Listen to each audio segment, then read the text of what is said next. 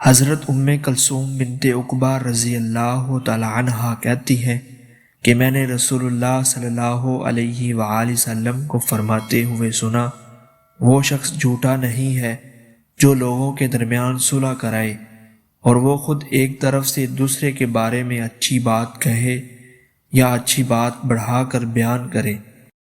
حضرت اسماء بنت یزید رضی اللہ تعالی عنہا کہتی ہیں کہ رسول اللہ صلی اللہ علیہ وآلہ وسلم نے فرمایا، صرف 3 جگہ پر جھوٹ بولنا جائز اور حلال ہے۔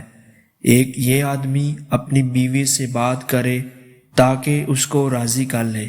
دوسرا، جنگ میں جھوٹ بولنا، اور تیسرا، لوگوں کے درمیان صلح کرانے کے لیے جھوٹ بولنا۔